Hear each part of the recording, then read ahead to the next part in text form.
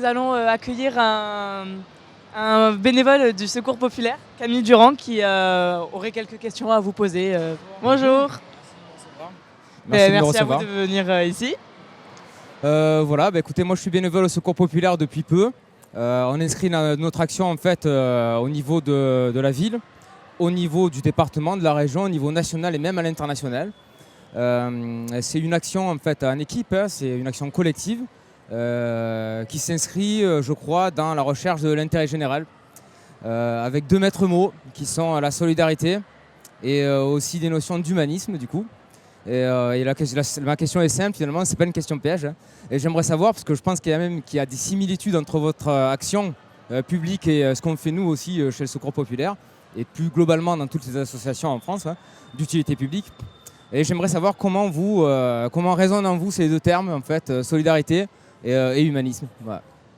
Ça résonne très fort, parce que c'est des valeurs qui sont au cœur de mon engagement. Et je pense qu'on a besoin de construire une société plus solidaire et plus humaine. C'est ça qui devrait être mis à l'ordre du jour. Et donc pour cela, il y a besoin d'une action publique qui soit suffisamment puissante, qui soit au rendez-vous. La pauvreté dans notre pays, elle est insupportable. Les chiffres sont exorbitants de femmes, d'hommes, d'enfants, de jeunes qui sont aujourd'hui confrontés à des situations de pauvreté et qui vivent mal. Et donc je crois que ça doit être une grande cause pour l'action publique que d'essayer de s'attaquer véritablement à la pauvreté. Alors franchement, la solidarité dont vous faites preuve au Secours populaire avec cet engagement, elle est formidable, et on voit à quel point elle est même indispensable. Chaque année, je sais que vous venez en secours à de nombreuses familles, de nombreuses personnes. Bon, c'est décisif, mais je crois qu'il faut aussi essayer de s'attaquer aux causes de tout ce qui crée cette pauvreté, cette misère.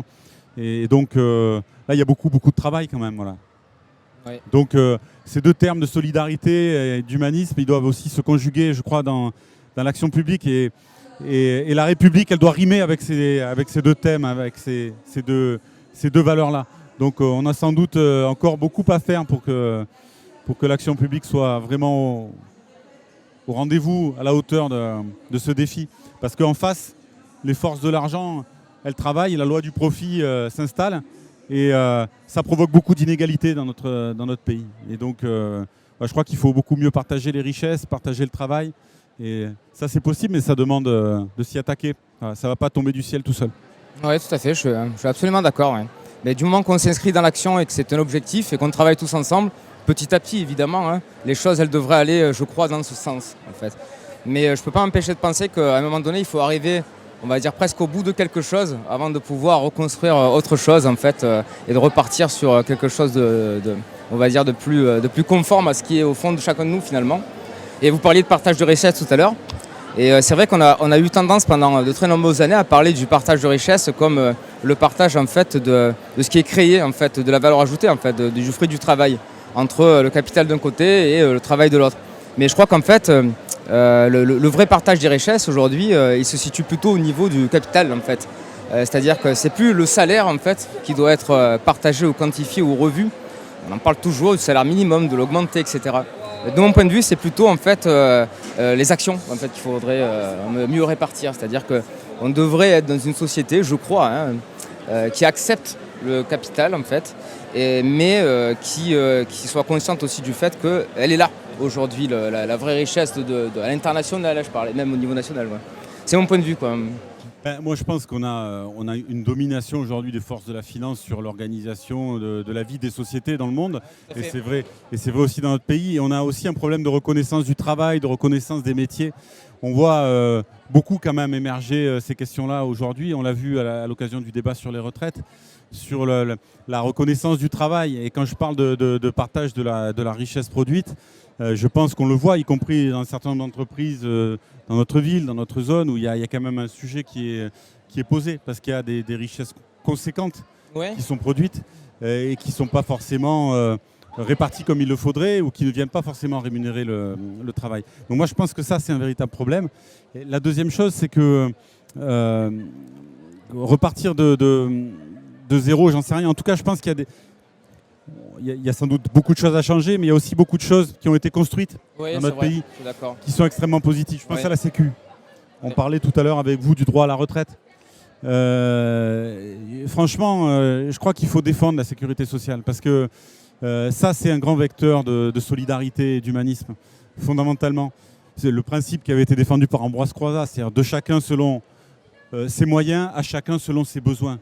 Ça, c'est un principe fondamental et qui, je pense, entre en résonance avec les deux valeurs que vous avez portées tout à l'heure.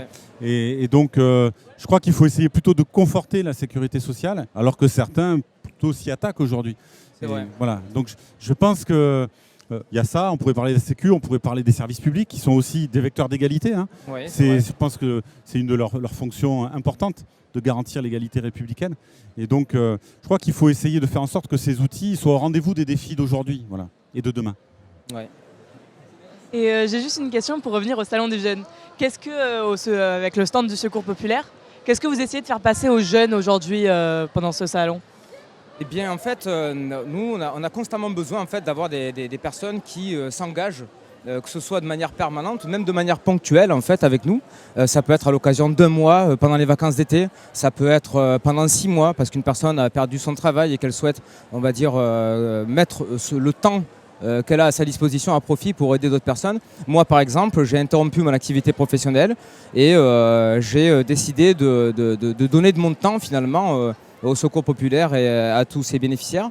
Mais c'est quelque chose qui peut-être ne durera pas. Vous voyez, si je reprends une activité dans 6 mois, 7 mois, 1 an, eh bien, j'aurai beaucoup moins de temps à consacrer. Mais l'idée, c'est de susciter, non pas des vocations, mais en tout cas de dire qu'on existe en fait et que les jeunes ils puissent aussi savoir qu'ils peuvent s'engager à nos côtés. Voilà. Merci. Et est-ce que vous avez déjà fait partie du Secours Populaire ou d'une association semblable au Secours Populaire ?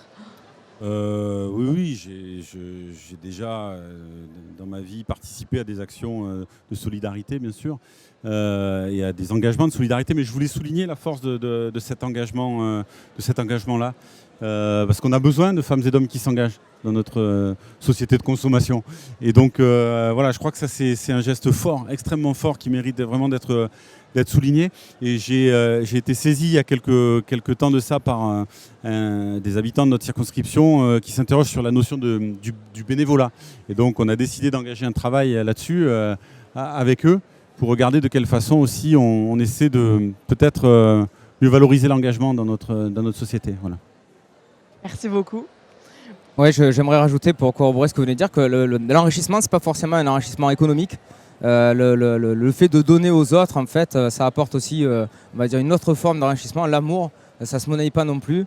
Donc, et on n'emporte pas son argent au cimetière, entre guillemets. Donc, vous voyez, c'est une autre forme de développement, en fait. Et je crois que dans des sociétés de consommation telles qu'on l'a connue et qui s'est fortement développée, on a perdu quand même aussi certaines notions qui sont chères, en fait, finalement, à ce qu'on peut appeler l'humanité, quoi, au-delà de l'humanisme. Donc, le partage. Ouais, le partage, l'amour, quoi. Et est-ce que vous auriez tous les deux un mot, juste un mot, pour décrire le Salon des Jeunes de cette année et ce que vous en avez pensé ? Un mot. C'est tellement foisonnant. Ben, je vais choisir le mot foisonnant. Foisonnant, merci. Et pour ma part, je dirais dynamique. dynamique. Bah, merci beaucoup. Merci à vous.